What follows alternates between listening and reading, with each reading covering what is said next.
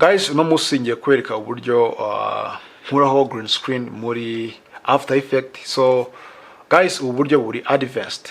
Uno munsi ngiye kwereka uburyo nkuraho green screen. Ubu buryo buri advanced nibwo nkunze gukoresha iyo ndimo gukora like a music video project. Ariko nubundi ndaza gukoresha na Unreal Engine ndi creatinga 3D locations, okay? So nkunze gukoresha After Effects kugira ngo nze gukora green screen kuko nibwo buryo buri advanced. So guys, hano hari ama project nagiye nkora nubundi ndi gukora green screen and then ndi kweshyira muri Unreal Engine, okay?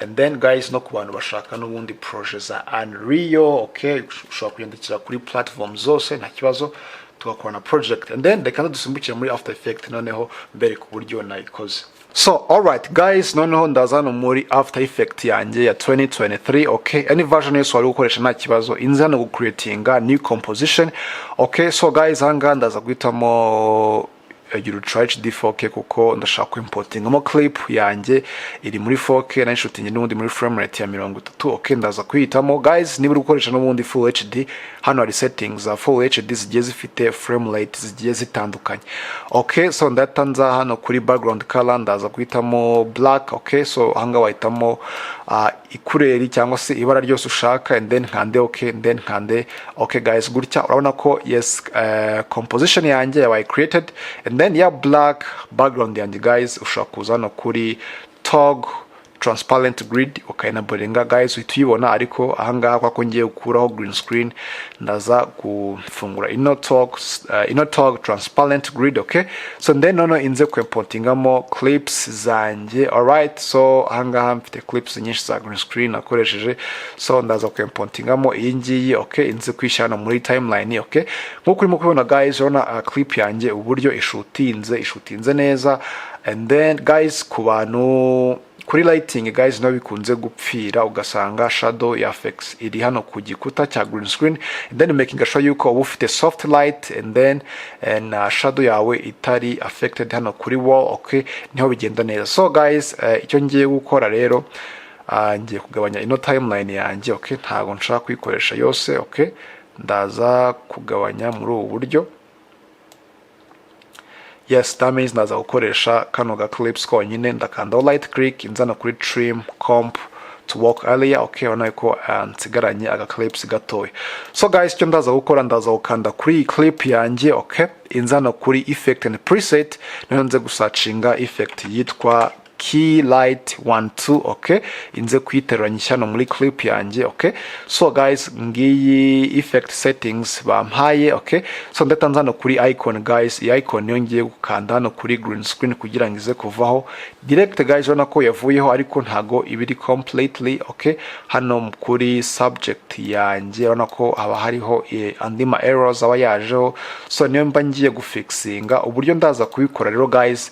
Ndaza no kuri final result, okay? Inza hano kuri screen mate, okay? So guys, ikintu ngomba gukora, urabona hano subject yanjye ibigomba kuba completely white, okay? And then ino background yanjye ikaba completely dark, urabona ko ariko harimo ibindi bintu byivangavanze. So ikintu ndaza gukora guys, so ndaza no gufungura hano kuri screen mate, okay? Inze hano kuri clip black na clip white, okay? So ni clip black iramfasha kuba yagira background yanjye umukara uri complete, urabona ko guys uri completely black, okay? Nono ino clip white inze kuyigabanya iraza kumfasha kuba yagira ino yes subject yanjye white, urabona ko guys yabaye white noneho. So guys, bikomeje kumanura bita biba invert, ukabona subject yawe isiba black, background yabaye white, hanga biba byapfuye. So itugaruka kugira ngo subject yawe nubundi, okay? So guys, hanga uhitugaruka kugira ngo subject yawe ibe white noneho background yawe ibe black. So guys, iyo birangiye uhitugaruka hano kuri final result, okay? So icyo ngiye gukora ngiye kuri movinga bino bintu byo ku ruhande, ubwo ndaza gukoresha mask, okay? Still ndaza gukoresha no pen tool, okay? Noneho inze ku maskinga aho subject yanjye iri, okay? That means these stones ntago ndaza kuzishyiramo, ni subject yanjye yonyine gusa.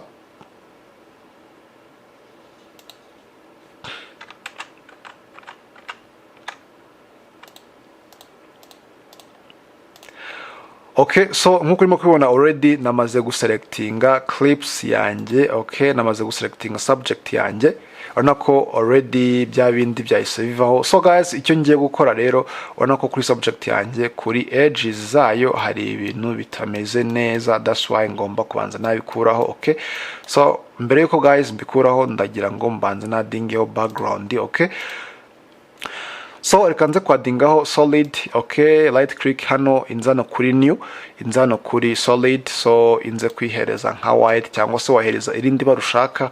Okay, so ndahita nza ukanda okay,